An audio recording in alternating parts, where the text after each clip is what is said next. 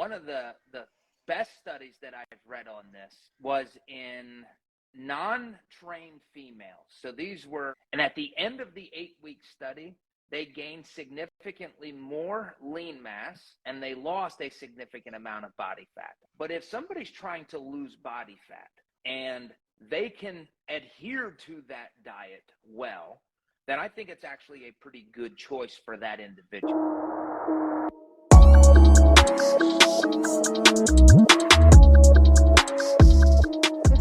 An amazing episode, Q&A with Bill Campbell, all about physique transformation.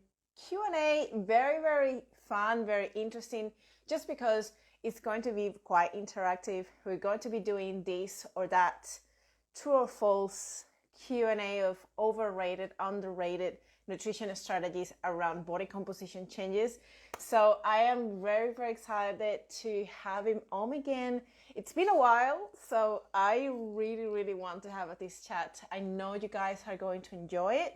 Please stay around, ask questions. And there he is. How are you, my friend? It's been a while since we last spoke and saw each other's faces. Yes, I think last June at the yes, it was there when we actually met in person, and it was great to have a chat. How have you been? How have you been? Very good. Yeah, things are going well.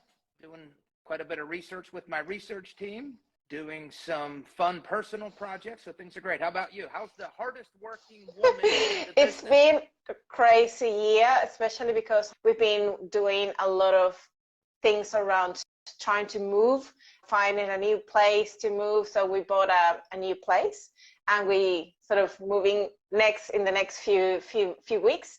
So that's been a great job on its own, but also like just working on the same projects with my research review, with my clients, a lot of my clients, just trying to take care of all of them. My IG, as usual, trying to put out content and get always a bit of additional professional development, and my hospital job as well. So I think it's a bit busy, but I am always loving what I do. I don't know, it makes me feel good that I'm doing all of these things, and I know I'm helping people a lot and changing lives. And that is one of the reasons why I've got you as well in this session today, because we're going to be covering a lot of things around body transformation and composition, because it tends to, there's a lot of gray areas and back and forth with some of the information that probably seems to be put into a pedestal that it needs to be that way, and if it's not that way, then you cannot achieve your goals. But it actually is a bit more of an individualized approach, and the research comes very handy when we want to interpret what is going to be appropriate for each individual. So who is going to be the best for that job? You, because you're obviously amazing at what you do, and you have been working on research around physique transformation, physique enhancement. So it makes sense to go in depth with some of the things that you have been doing lately, especially around your research review, which is, by the way, amazing. And you guys, you need to subscribe to his research review. Bill, you have a great sense of explaining things in a way that are super simple and gets to the people that are wanting to learn with very simple terms. And I love that about you. So, Bill, let's get right into it. And the first part of that is going to be overrated, underrated. So what is it about is right. I'm going to ask you, or I'm not going to ask you, I'm going to say this is a term or something that is used for as a nutrition strategy or as or for body composition changes purposes, maybe hypertrophy or fat loss, whatever the goal is, but is this overrated or underrated? And then just sort of give me a bit of a rationale of why you think that is. How does that sound? Let's just start with the first one. For you, is increasing protein intake for body transformation, body composition changes overrated or underrated? Okay. Underrated. Why is that? Yeah. Ready?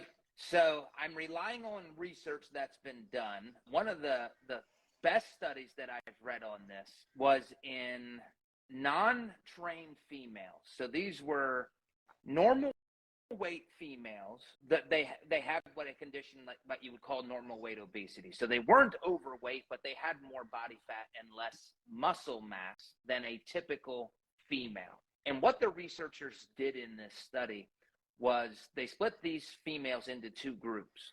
One group, they increased their protein intake. It went from like 1.1 grams per kg, and they increased it to 1.8 grams per kg. And then the other group of these females, they kept protein intake the same. So it stayed about 1.1 grams per kg. And they measured body composition 8 weeks later. Now, it's really important to remember, they didn't have them lift weights. They didn't do any exercising. The only thing they did was increase their protein intake.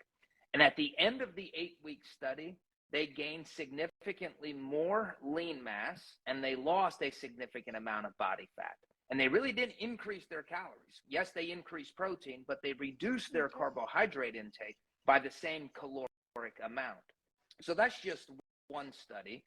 And of course, we can rely on the research from resistance-trained individuals, physically active individuals, where you can increase protein, and as you keep increasing it up to a certain point, you increase muscle protein synthesis on a per meal basis, and over time, you'll gain more fat-free mass, more muscle mass. Now, I also have to make sure I say, once you get protein past a certain level, the more and more you increase it, the less and less benefit there is. So there's what we would call a point of diminishing returns. But for the average person who's not eating an abundance of protein, if they made that one change in their diet, that alone would likely have them experience an improvement in their body composition. That's amazing. And I have a follow-up question, but I'm going to leave it for later because I've got it right into the section of this or that. So the next one is going to be fasting.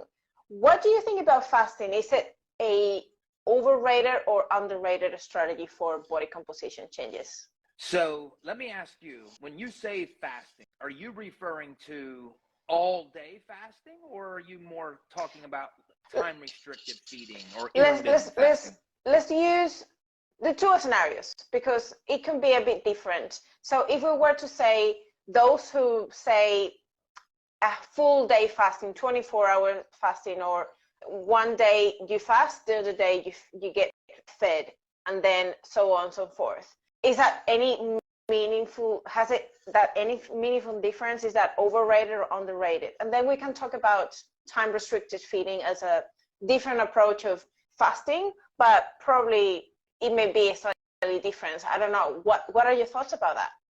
So I would say what you're describing is an alternate day fasting approach where one day you have 0 calories, the next day you have a normal day's worth of calories. And I would say that's overrated for body composition. And I know a lot of claims are made around health outcomes, but those are typically correlational or they're associated. And it's difficult to find well-designed research to suggest, oh, this is clearly better for health.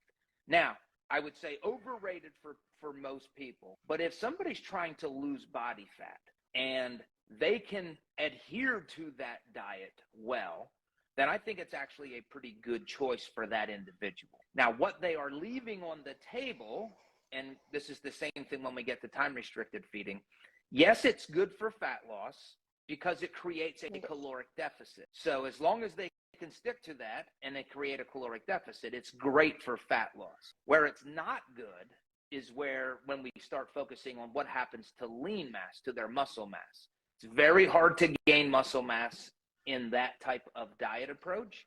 And it's also difficult to maintain muscle mass when you go so long without spiking or providing nutrients, protein in particular, to induce protein synthesis and to maintain muscle mass. It makes sense. And when you try to cover time restricted feeding, do you find that it's very similar approach? It's always the same.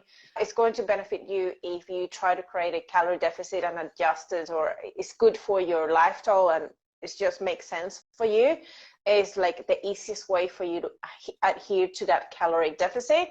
But do you feel like that promotion of like, this is the only way to lose weight, is it valid to say, or do you think it is overrated? I think it's a little overrated, but I'll give a little context. And first of all, anybody saying that that's the only way to eat, just challenge yourself to look at what they're selling. Are they selling any products? Are they selling materials that promote that type of diet? Do they get financial gain from promoting that? Because usually that's the case with any type of named diet. The people that are saying this is how you have to do it somehow have their livelihood or are getting compensated to make that point of view. And then you have people like us. We don't make any money from any particular diet. I would say that our mission is to help people, and yes, we make a living, but we're not promoting any one product or system. I really like time-restricted feeding for people that struggle with dieting. And here's why I say this. I'm relying on a study when they compared time-restricted feeding. So the subjects were only allowed to eat from noon to 8. No, actually, it was a little bit earlier. I think it was 8 a.m. to 4 p.m. I think that was right. And this was in China or Japan. I think it might have been Japan, where their biggest meal of the day was at lunchtime. So it's not like our Western culture where we have our biggest meal at night. But regardless, they had an 8-hour feeding window. And they told the subjects in the time-restricted group, they said, we don't want you to diet. Your only restriction is you cannot eat outside of this 8-hour feeding window. You can eat whatever you want during the 8-hour feeding window. Then they had another group of subjects that were on a flexible diet program where they did reduce their calories, and they had them follow a flexible dieting approach. And what they found after, I think this was another 8-week study, maybe 12 weeks, was both groups of subjects lost a significant amount of body weight or body fat. And the thing that was really compelling to me was, while the subjects in the time-restricted group were not told to diet, they naturally did. They naturally reduced their calories simply because they didn't allow themselves to eat outside of that 8-hour window. So for somebody that says, oh, I don't like dieting, or if they think they're on a diet and that elevates their anxiety and they just don't like the idea of being in a diet, maybe they can do better just eliminating times of the day when they eat, and that kind of tricks them into dieting. At least that's how I interpreted that study, and I think that was a great thing. So it's overrated the way it's portrayed in I would say the mass fitness media, but for certain people, I think it's a great choice. And once again, you are leaving some muscle mass on the table. You are knowingly not maximizing your ability to gain muscle when you use that type of dietary approach. In that specific scenario, when you are bringing up the fact that people can leave on the table gains, potential additional gains, or maximizing hypertrophy, do you feel like even if they cover or they consume enough protein to get to their minimum, or even like they have a very good protein intake, let's say 2.2 grams per kilogram of body weight, or even a slightly higher than that, do you think that even that is still probably not as optimal as if it was a more even protein distribution throughout the day? Well, to answer that, I rely on another study in bodybuilders where they had, it was called a protein skewing study. And basically what they did, it wasn't a time-restricted feeding study. They had two groups of male bodybuilders or male resistance trained athletes, very little protein for breakfast, an average amount for lunch, and then a big protein intake for dinner. And then the other group was reversed. Large breakfast, more consistent throughout the day. So moderate breakfast, moderate lunch, moderate dinner. And that group that had the distribution of protein more equated throughout the day gained significantly more muscle mass while resistance training. So relying on that study, I would still suggest that, yes, if you are not getting protein for many hours out of the day, for 4 or 5 hours out of the day, you're relieving an anabolic stimulus that your muscles aren't getting. So again, it's not ideal if your goal is to maximize muscle. Are you going to catabolize muscle and become sarcopenic? No. And I like what your approach was. If you're going to embrace that, then just go ahead and prioritize protein when you do have your feeding. But I still think it's not the best approach trying to maximize muscle mass. And I myself, kind of what I follow. I'm not hungry in the morning, so I don't eat breakfast typically. So I'm knowingly prioritizing my reduction of body fat stores and knowing, I might not be gaining as much, or at my age, maintaining as much muscle mass as what I otherwise could if I were prioritizing. But it works for you. You're happy with it. Yes, for me, yes. I think it all goes back to, what is your primary goal? If your primary goal is to build muscle, then stay away from periods of time when you're not providing protein as an anabolic stimulus. If your primary goal is fat loss, then follow the types of diets that allow you to adhere to them the best, even if that means a time-restricted feeding approach. Again, prioritize your goal and then embrace the types of feeding strategies that allow you to accomplish that goal. It's hard to do everything. It's hard to maximize all systems all the time, all at once. So I'm a big proponent of, what's your goal? What is your big priority? Now, cardiovascular exercise, cardio, whatever it is, do you find that cardio is quite overrated for body composition changes, or do you think it is properly rated or underrated? I would say highly underrated for fat loss. And I'll say it again. Cardio or aerobic exercise is highly underrated for fat loss. Now, let me tell you what we don't know. We don't have any research data in elite level bodybuilders. So if you have a bodybuilder, even like an enhanced bodybuilder, male, female, who carries a lot of excess muscle, we don't have research that would suggest that they lose muscle mass if they do cardio, or that they would maintain their muscle mass. It may be possible in that population that doing cardio would detract or cause them to lose or not gain as much muscle mass. But there is more research in existence today that shows that you actually gain muscle from doing cardio when you add it to resistance exercise. There's more research showing that you gain muscle than you lose muscle when you're resistance training.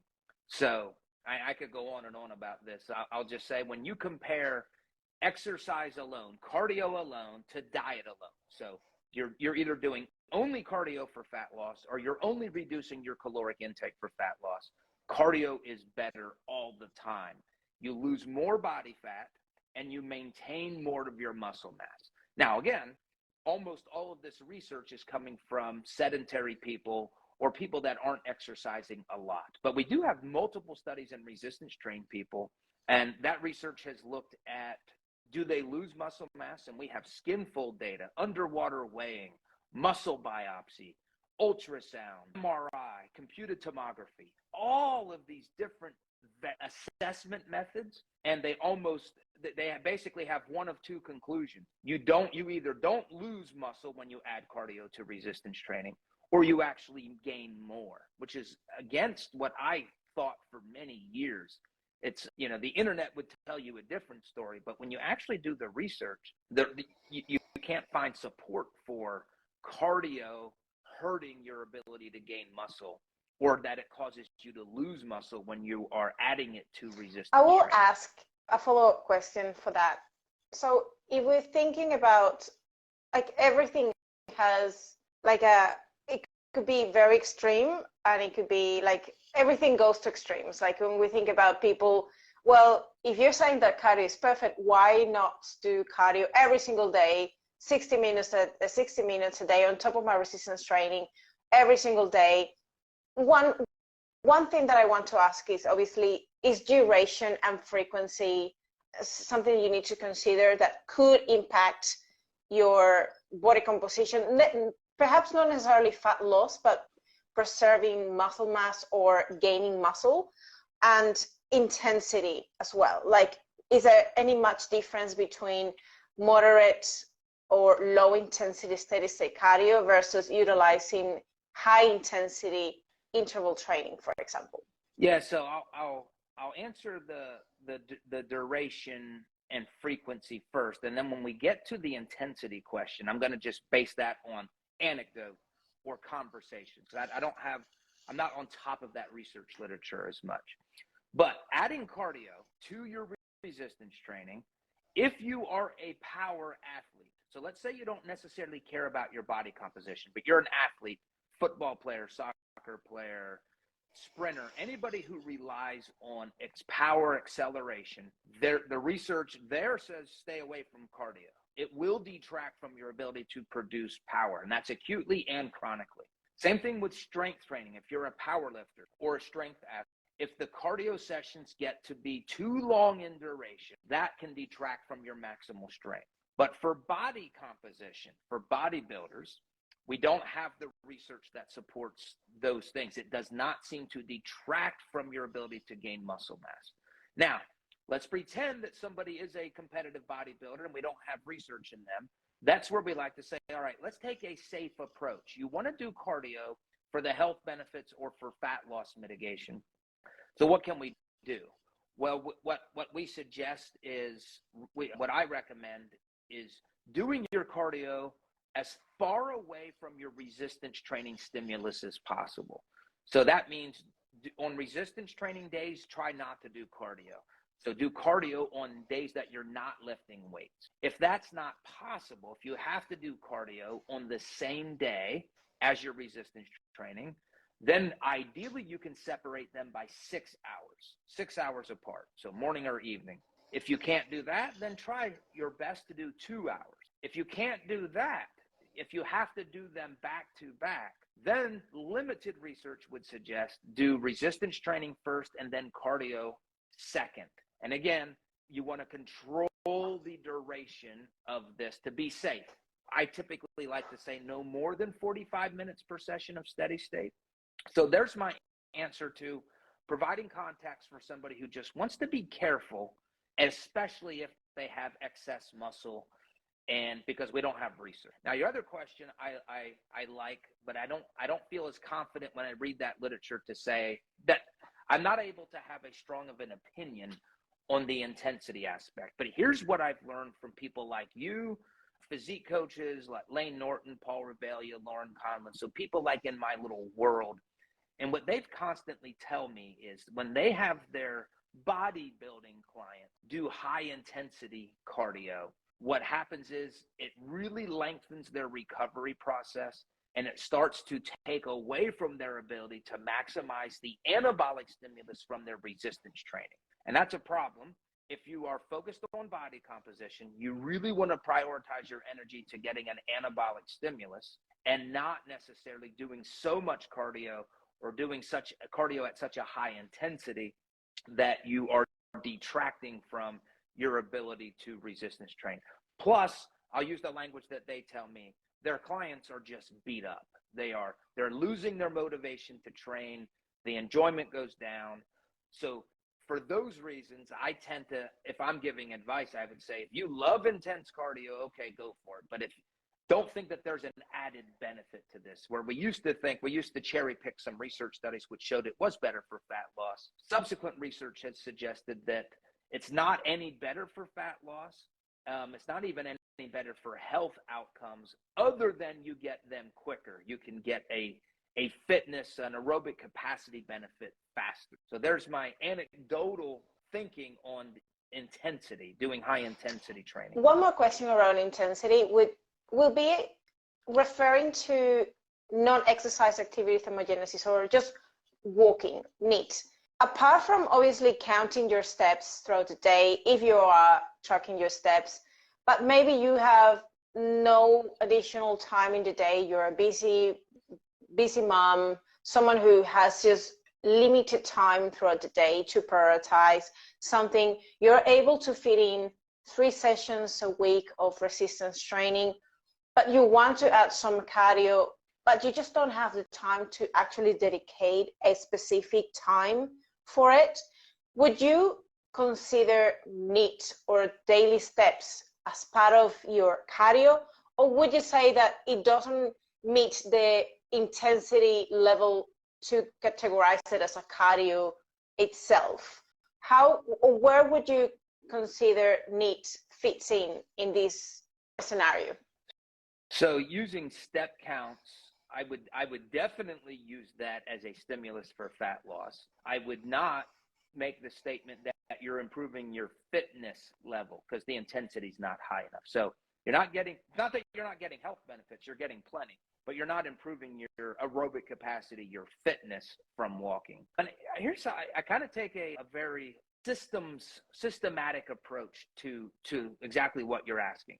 What I try to advocate for myself, I'll use myself as an example, but I also encourage other people to at least consider this approach throughout your life. So you have a year's worth of training. So you're going to be an exercising person. That's kind of who our audience is. If you're not exercising, start. Do yourself a favor. Do society a favor.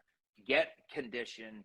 Take care of your lifestyle. I'm not being very supportive of reasons. Just get fit. So let's start there. And now the heartbeat. Let's say, okay, so I'm going to exercise. The heartbeat of your fitness program is resistance exercise. This is, you look forward 6 months, 12 months, 6 years, 53 years into your future, you're going to be lifting. You're going to build muscle. You're going to build your bone mineral density. You're going to prevent sarcopenia. So there's never a time in your program, in your fitness lifestyle, that you're not lifting weights other than planned deloads a week or two at a time. So I take a deload like every 4 to 5 weeks. So not counting that. So again, there's the heartbeat of your fitness. Always resist. In addition to that, I think it makes sense to have some base level of cardio exercise. And for me, that happens to be step counts. The research that I read leads me to think about 7,000 steps per day kind of is the sweet spot where we get a lot of the health benefits from step counts. So 7,000 steps per day. So that's something you're doing constantly. So resistance training, step counts of 7,000 steps a day for a lot of people, or some level of other steady state cardio or very low volume, high intensity cardio. So again, so you're having this cardiovascular fitness base. And then as you go into periods where you want to lose body fat, I think of cardio as adding or supplementary to my core exercise program. So now I'm going to add in 30 minutes of aerobic exercise, whether that be rowing, cycling, running, swimming, something that's above and beyond my basic level. And I'll do that for a fat loss phase. And that does two things. One, it's an added fat loss stimulus that our body has not become accustomed to. And by using that periodically, we are not allowing our bodies to compensate for that energy expenditure. So there's energy compensation model, or the compensatory model of total daily energy expenditure. If we do this in pulses periodically throughout the year, then I think we get the best of both worlds. Now, I appreciate that not everybody likes lifting weights. Some people like running. They're more endurance. Well, then make that your primary mode of exercise. But I'm talking to, I think, our people, which are lifters first, people trying to build muscle first. And I'm just describing a system to consider for the role that cardio could have in your life. I particularly agree with that, especially because it needs to be fitting as an addition if you want to add those extra benefits. And I think it is important to consider whether you can have it or can do it every now and then. One thing that I like doing with my clients particularly is that if they are focusing on their daily step count, to make some of them at least 20 to 30% of that total daily step a bit more intense. So whether that is a bit more intentional walking or more like steps, stairs, or something that is somehow still within their normal daily routine, but makes them the heart rates go up a little bit more. It's a bit more intentional than just doing your daily walking, your daily activities, and that the steps just add up throughout the day. But it's more like, well, within this section of your total daily steps, you want to have at least 20 or 30% of that being a bit more intentional, that you actually feel like it's not just the steps, but also a bit more well, let's make it a little bit more challenging. So it makes sense to include it somehow as part of their cardio, but it's not like 30 minutes intentional cardio, go to the treadmill or go for a run. It's just part of their daily normal activity throughout the day, but it's just more intense. What do you think about that? Well, first of all, anything that you tell me you do with your clients, I'm already a fan, because I love your approach. I love that you're evidence-based and you devote your life to this stuff. So I like that approach. I think it's making it intentional. You also get the added stimulus to the body composition goal. So Awesome. I like it. Let's move to the next one.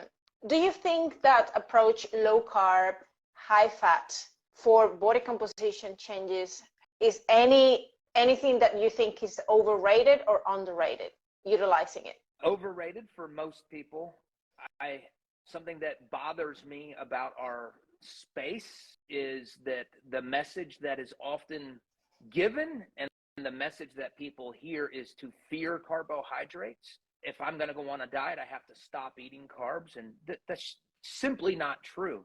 You do not have to avoid carbs to go on a diet, or when you go on a diet. You can eat plenty of carbs and lose body fat. Right now, I'm eating a lot of carbs and a lot of processed foods, and I'm reduced my calories, and I'm losing body fat pretty quickly. So that's something, again, I always ask, what are you selling? What are you trying to put? What are you gaining from telling people to fear carbs? And I get that there is some health arguments with that, but specific to body fat losses or weight loss, a lot of people think that they cannot eat carbs and lose body fat. And I would just say I don't think you're going to find, out of the hundreds of thousands or millions of studies that's been done, you're not going to find one that has reported that. I often hear that they attribute that they put the blame on the insulin. Like, insulin spikes are going to be detrimental for your fat loss, because obviously when insulin is high, glucagon, which is the opposite hormone, is down, and then you are in a state that you're not burning any body fat, any glycogen, anything. You're actually storing at that point. But that doesn't mean, like, insulin is going to be up and down throughout the day regardless, and carbohydrates on its own are not necessarily the only ones that can produce insulin elevations, because protein can also do that, obviously in a much lesser intensity. But somehow, at the end of the day, what matters most is the total caloric intake. And obviously the second thing that you would prioritize is how much protein are you consuming throughout the day. The rest, when you think about carbs and fats, honestly, is more of a preference thing. If you're someone who prefers and enjoys, feels better having more fats, go for it. But if you're someone who probably wants to get the most out of your performance, out of the gym, out of your recovery and strength training, carbohydrates are probably going to be more beneficial if you have them in a good place, in a good amount at the end of the day. Yeah. Yes, yeah, and I just saw one of my buddies, Yassine Lack. He's a high-level bodybuilder, evidence-based, and he just screamed what you've been saying. Carbohydrate insulin model, the whole insulin thing. And I'll tell you this, I've been reading a lot of that research on the carbohydrate insulin model versus the energy balance model. And if you read the most recent studies, a few of them are in 2022, you can notice that they're getting away from the insulin argument. They're getting into more fat tissue being the primary, let's just say, villain, rather than insulin. Now, again, I know insulin's still promoted a lot, but even that group of researchers has, in my opinion, again, I would encourage people to read those studies for themselves, but I almost feel like they probably realize there's too much research, too much evidence that you can still lose body fat with high insulin. So let's get away from insulin as being evil, and let's go towards the high carbs and the hormonal environment impacting our brains, telling us to eat more. So that's just something. That's awesome. Now let's move to the next one. And I guess this one, I want to hear your thoughts about it. When it comes to nutrition strategies and body composition changes, do you feel like fiber intake is overrated or underrated? I believe it is underrated, and I'm guilty of living that myself. I do not prioritize fiber, and fiber, the most impactful thing when I read about fiber is its impact on the gut microbiome and the healthy benefits of just a healthy digestive system. In terms of body composition, I used to think, oh, it makes you feel fuller. That research kind of gets muddled when I look at that. But in terms of just gut health, the research is pretty clear and they're kind of consistent in that realm. So for that reason, I would say that it's underrated. It always comes back to, like, a lot of people say, well, you need to have a higher fiber diet because of two reasons. One is obviously more satiating, and secondly, it will provide more bulk to your food, and that obviously makes you be a bit fuller throughout the day. And the other reason they bring up a lot is the thermic effect of food that fiber versus a refined carbohydrate would have when you're digesting your food. So if you take these two sort of arguments or variables, would you still think they actually valid to add more fiber to your diet? Or do you think it doesn't have that much strength when you make these statements around food volume for satiety and also for the TEF or thermic effect of food? Yeah, I'm not familiar with the thermic effect of food, fiber specific. So I am aware of, actually I was just reading a study today, a whole food meal significantly increased the thermic effect of a food compared to a very similar ultra processed meal. And the whole food meal had more fiber, same macronutrients. So that I'm at least aware of one study. And I'm also aware of, the fiber adding more bulk to your food. There's the rationale that you have stretch receptors in your stomach, and the more the tension is on them stretching, that sends signals to your brain to say, hey, I can stop eating now. I just wish, or I don't even say I wish, higher fiber diets in the research literature. I don't think it's clear. Yes, you will lose more body fat. Should do it. We have other health benefits, and theoretically it makes sense. Stretch receptors. You said thermic effect of food. Just read a study today that reinforced that. So I have all of these things, but I would not tell somebody directly, yes, eat a high fiber diet and you're going to lose body fat. It makes sense that they would for all of these secondary mechanistic reasons. And again, I also need to do better with my fiber intake just for the health reasons. All right. Next one, resistance training. I think that is super, super clear so far from our conversation that is likely underrated if we think about it. But if you were to give your 2 cents on resistance training, would you say for you, is it underrated or overrated? Underrated, for sure. I'd look at young females. They're teenagers, early young females in their 20s. I would probably rely on your expertise, but their bone mineral density is set for life in their early 20s. So if we can have young females exercising, particularly lifting weights, when you get these compressive forces on the bone that can build up that bone, you're setting them up for a lifetime of lowering their risk for osteoporosis, osteopenia. So that's just huge there. Plus, you can do a lot of benefit just by having more muscle mass. I mean, insulin will dump carbs into your skeletal muscle. Your muscles love carbs. That's what fuels any of their high intense activities. So big, yes, underrated. When you think about body composition changes, again, aggressive calorie deficit, is it underrated or overrated?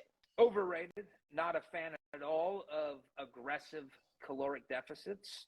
causes the loss of muscle mass, suppresses metabolic rate. Both of those make it harder to lose fat loss the longer your diet duration goes. And two, if you lose muscle mass, we have several lines of evidence that suggest your hunger levels are significantly increased when your diet is over, which can cause fat overshoot. So that's where you're eating so much food because of your hunger, which likely resulted from a loss of muscle mass, that you're now going to gain more body fat back than when you started your diet. That being said, if you are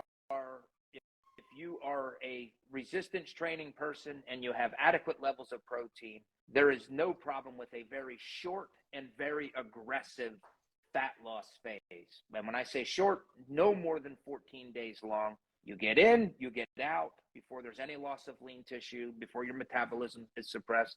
But that, again, that's for people who have a lot of other things going for them. They're already resistance training, and they're eating 2.2 grams per kg of protein during this very short and aggressive fat loss phase. So a couple years ago, I wouldn't have said that. So there's no problem short term, but for most people, it's highly overrated. You are legitimately doing yourself more harm than good. And I am a big proponent of excess adiposity, people that have extra body fat that is very unhealthy. Get rid of it. Do what you need to do, but do it in a way that will serve your long-term health outcomes. What do you think about diet sprints? Is that something that I feel like it could be utilized for getting some momentum, especially in those that want to lose body fat, but they are also trying to look for sustainable long-term results, but somehow gets them in that momentum of losing some body fat, seeing some results, but also getting the opportunity to test how well they can do as they go in that fat loss journey. Now, when we think about diet sprints, and you mentioned no more than 14 days, no more than 2 weeks on this aggressive deficit, how much of that deficit is too much? Like, are you talking about 40% deficit, 50% deficit, under 1,000 calories? What is very aggressive for you that is relatively maintainable and decent to sustain for 14 days, even if you had your protein at 2.2 grams per kilogram of body weight? So the general research literature, that the way that I interpret it is, if you're reducing your calories by more than 33%, so a third of your calories, that's where we start to see some negative outcomes in terms of losing muscle mass. So anything more than 33% for extended periods of time, I think you're likely not doing yourself, you're not optimizing your lean mass retention during a dieting phase, a fat loss phase. In terms of a diet sprint, what we did in my lab, I haven't published this study yet.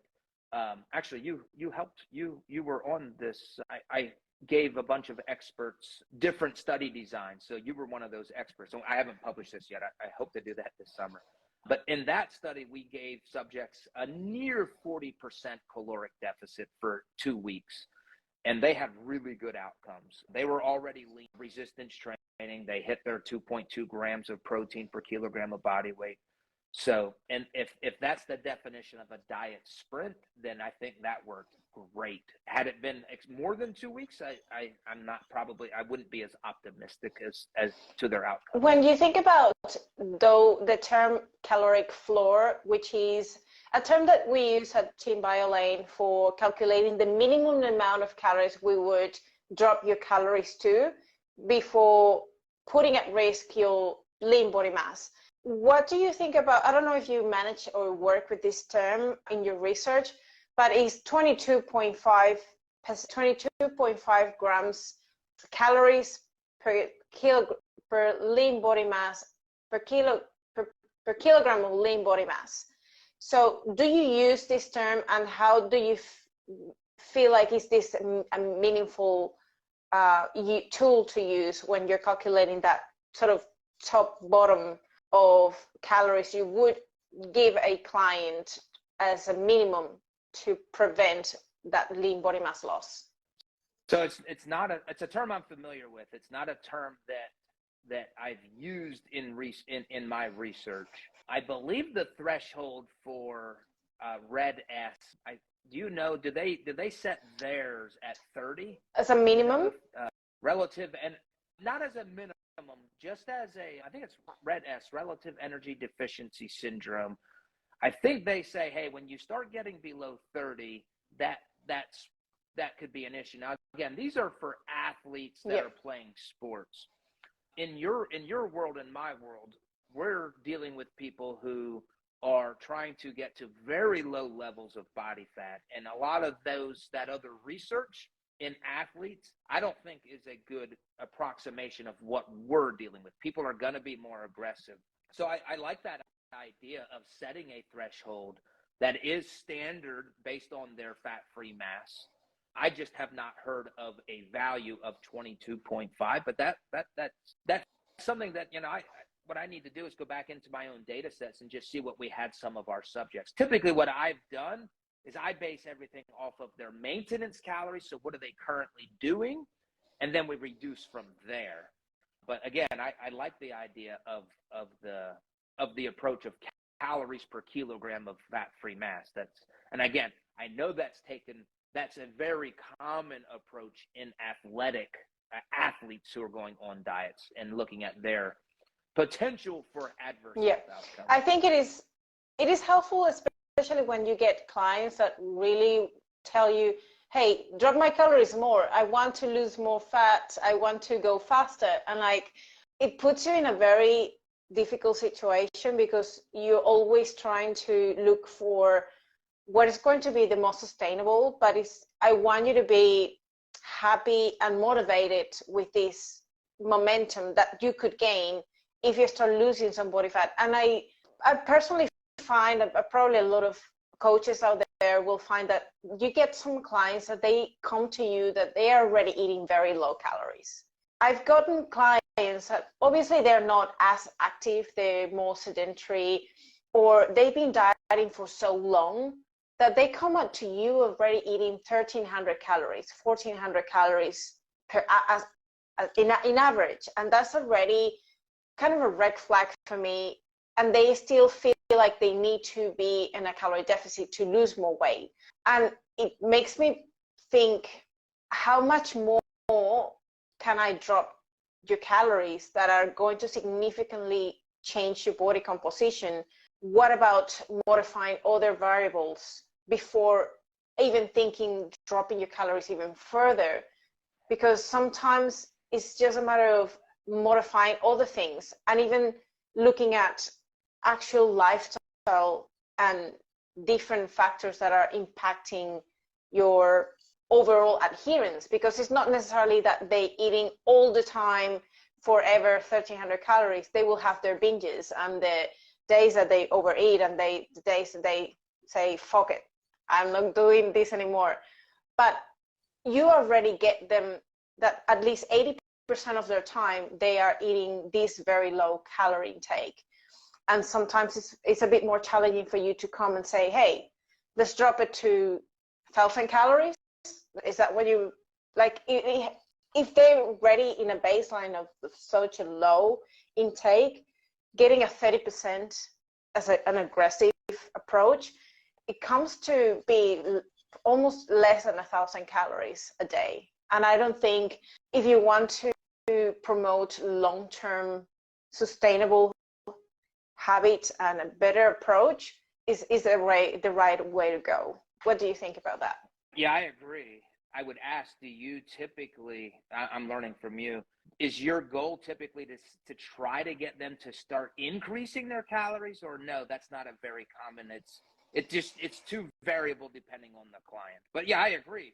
Like I struggle with this because if you don't work with them, they're going to go to somebody else who will gladly drop their calories to whatever they want because they'll take the paycheck. So I would be very hesitant in your case, or anybody that I respect, like be very careful about sending them to somebody else because you have them. And I think it just becomes your ability to sell, your ability to educate on why this is not good for what you really want. But yeah, again, I'm not a coach, but if I'm presented with that, I think my challenge is, let's try to increase your calories a little bit. What are you comfortable with? Like, what level of body fat are you willing to gain? And as soon as we get there, we can try a different strategy. But let's just go up 50 calories every other week. Let's just see what happens. That would be my initial approach. But again, I'm not a coach. What do you do? Based on their history, I will try to optimize or create a good foundation first before even trying to drop the calories. Let's optimize everything around your lifestyle. Let's look at your sleep. Let's look at your exercise, resistance training. Let's look at your baseline lean body mass, and let's try to optimize that even before thinking about a fat loss phase. And you can still see body composition changes just by doing this by default.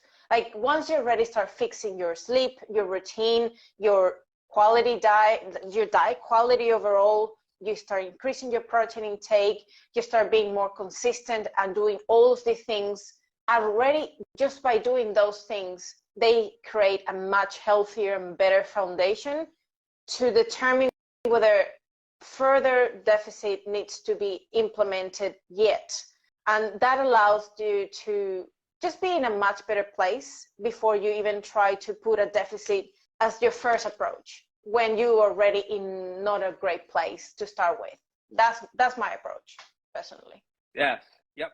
Yeah. And it's, again, it's a lot of people, so I'm told, by coaches that get presented with that situation. Let's move to another one that I think it is very interesting, and it's been touched on some of your recent issues of your research review, and it's about consistent feeding schedule. Do you think being consistent on having a regular feeding schedule makes any difference in the nutrition strategies around body composition changes? Is this underrated or overrated?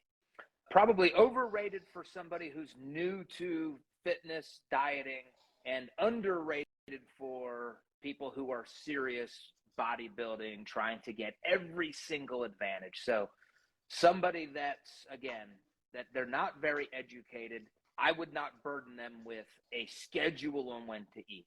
Let's just focus on your total calories, however that works. But as you get more serious, as you get leaner, and there's things that you want to do to get the most out of your physique, and again, that usually means, in my world, less body fat, maximizing muscle mass. We have two to three research studies that have reported the same thing. When your meal times are consistent from day to day, you actually have a significant increase in the postprandial metabolic rate, or your thermic effect of food from those meals. Now, significant statistically, yes. Practically, it's not. It's 5 more calories. I think it was, like 5 more calories per meal. But if you're eating 3 to 4 meals per day, that's 20 calories per day. And again, you do the math, that can really add up over a period of time. So underrated for serious physique-minded people, overrated for people who would be overly burdened with yet another thing to have to schedule and check. I think personally, I mostly more so for trying to manipulate consistency better. I like the regular eating schedule because it allows you to reduce chances for making more decisions or adding just burden on choice making when it comes to food, or when it comes to regulating your appetite as well. I find that when you have a regular eating schedule, your appetite is much better regulated, and you train your body to be hungry at specific times of the day rather than erratically just everywhere. Anytime you can be hungry, you don't really know, you haven't taught your body when to respond to hunger signals. So I think it is interesting to try out a regular eating pattern just to see how you start responding in a much more direct way to specific times of the day that you're more able to get your body fed. I've heard that it is good to challenge your body to avoid eating certain times, to teach your body that your body is not necessarily meant to be eating at that point in time, but in another time, just to, I don't know, train your hormones, your ghrelin, and like make sure you are ready to not eat if you can't eat. It's just crazy. I hear every single thing in this planet that obviously makes things more confusing. But from the point of adherence and managing better your appetite, I find that just regular feeding schedule makes more sense. Yeah, that's a good point. By not having it scheduled, you are you're allowing for more temptations or more things that are not scheduled to creep in. So that's a very good point. Let's talk about the last one, and I will rush through this or that in a much more quicker way, so I am aware of your time and almost on the time. Are you happy with go a few more minutes? Okay. Yes. Last one here is going to be around diet breaks. Do you think diet breaks are nutritional strategies that are overrated or underrated? Underrated. Best diet breaks are the best thing to happen to the diet scene in the last 20 years. Best thing that's happened. And that doesn't mean that they are superior for fat loss. The evidence that I read, and I've done some of my own research on this in my lab, I believe that they help people with hunger and they help people adhere to their diet, and adherence is everything for fat loss. Okay. So that's my reasoning for diet breaks. All right, let's move to a very quick, rapid Q&A. True or false, fat or fat? So I just want you to say, is it true? Is it false? You don't need to necessarily provide too much context, but maybe a few words around what do you think that could be, but very brief. So in the first one, for true or false, the more resistance training sessions per week, the better. Fat or fat? True or false? False, assuming that volume is the same. When volume is controlled, doing 2 sessions per week is no worse than 4. 6 is no better than 3. The only thing that we know is that doing all of your volume on one day for a muscle group is not ideal. So 2 or more, we don't know what's better. And I guess you also need to consider like technique and intensity. Sometimes too much volume may not be as efficient as if you do less, but with more quality, with more intention, with better intensity, better technique than doing way too much volume, but the technique is crap. The intensity is not enough. So I think it is really important to add to that, whatever the amount of sessions you do, make sure you're doing them intentionally. You are hitting a decent intensity of at least an RP of 7 or RIR of 3, 4 to 3 up or down to 0. And you're actually doing this with intention. Now, next one. Sleep deprivation makes you fat. True or false? True. Based on a research study, the best sleep deprivation study that I've ever read, I think it was the longest duration. This was in my Body by Science research review. I think it was in December when they had subjects for several weeks. They lived in a sleep lab for several weeks. They deprived them of sleep. They gained a significant amount of belly fat compared to the same subjects that were not sleep deprived. So it was like 9 hours of sleep versus a little over 4 hours of sleep for, I think it was 3 consecutive weeks. And the body caused them 2 things. They increased their caloric intake with sleep deprivation, and they didn't necessarily gain a significant amount of body weight, but where the body fat was stored was pushed or shunted towards the abdomen region. And we also know, which is very intriguing, we know that adverse sleep habits, so bad sleep habits, leads to certain disease states. So you have this additional visceral fat that accumulated, and that's that seems to be the mechanism that describes some of these longer term adverse health outcomes with unhealthy sleep patterns. And I guess when you think about that statement, sleep makes you fat, is it more because of eating more at night? It's just because you have additional calories on top of your maintenance calories, or it's more about the susceptibility for stress and lack of recovery and rest? What do you attribute more that excessive fat gain? Is that like just because you're eating more calories than that you should? What if you don't eat but you still sleep deprived? Are you still prone to gain fat even if you eat normally? So I'm not speaking with confidence on my response to this, but my thinking, my opinion is that it's both. Yes, and that study showed that those subjects, when they were sleep deprived, they ate about 300 more calories per day.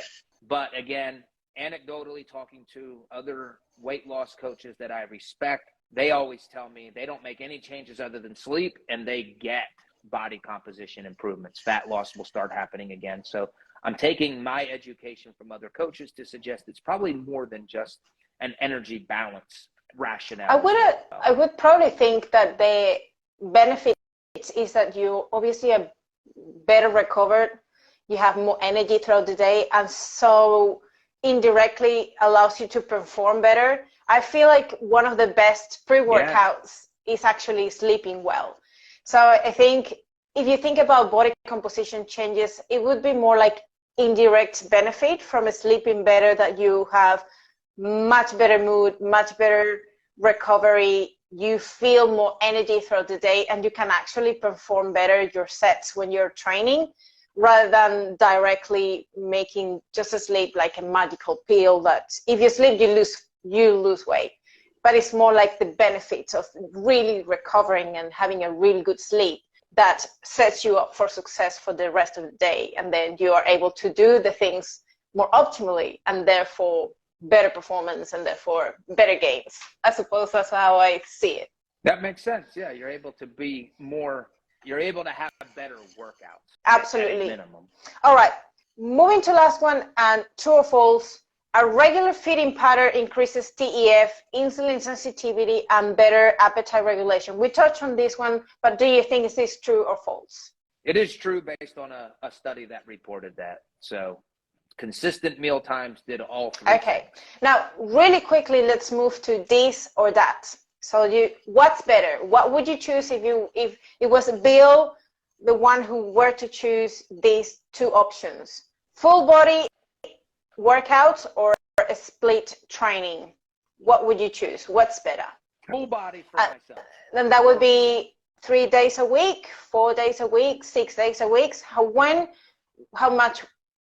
often would you do full body? So right now, my resistance training program, my volume is the same, 9 sets per muscle group per week.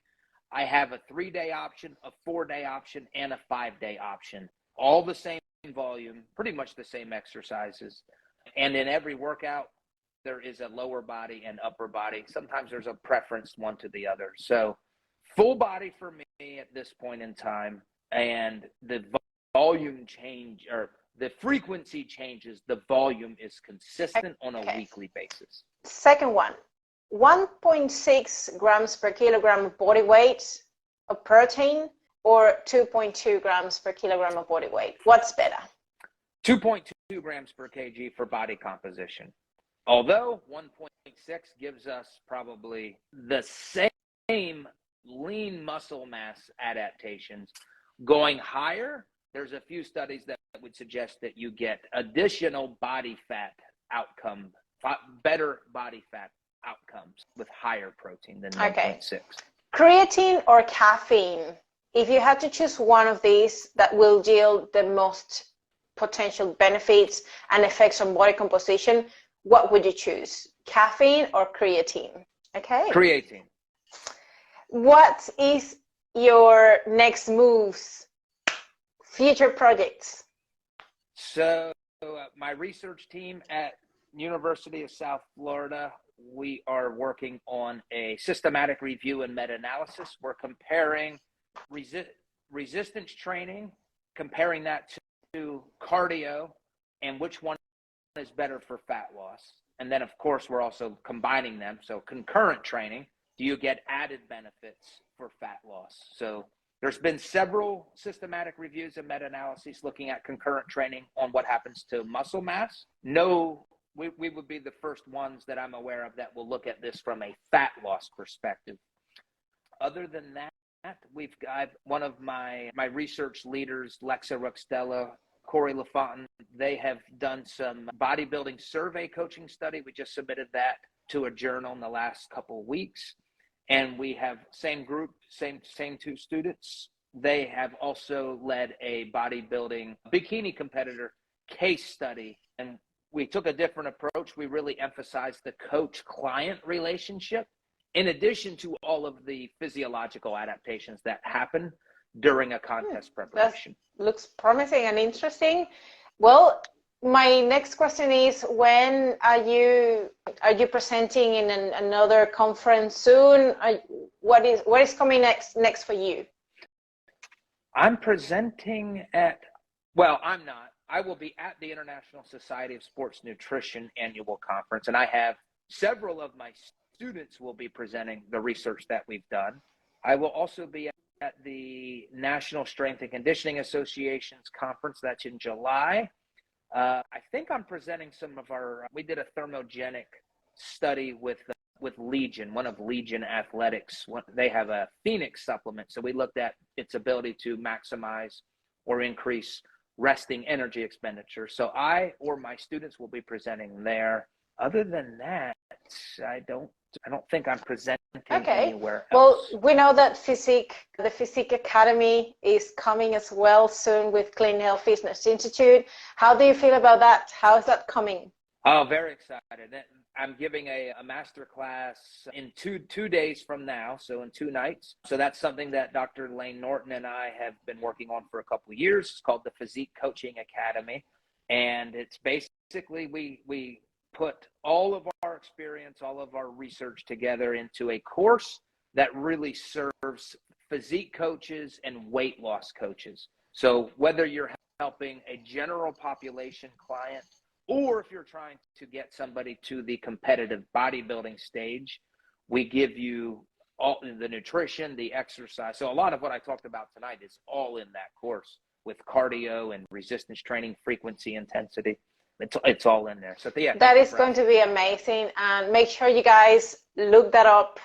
Go to that masterclass that is in 2 days with Bill and Layne. And I will let you go because I have taken more of the time that we planned for. I appreciate you for letting me take a bit of extra time of you. And I hope I can see you very soon as well. Yes, hopefully I'll see you this summer. Mwah. Bye, Bill. Have a great day. Oh, good night for you. Bye. Thank you. Yes. Bye-bye. All right. Goodbye.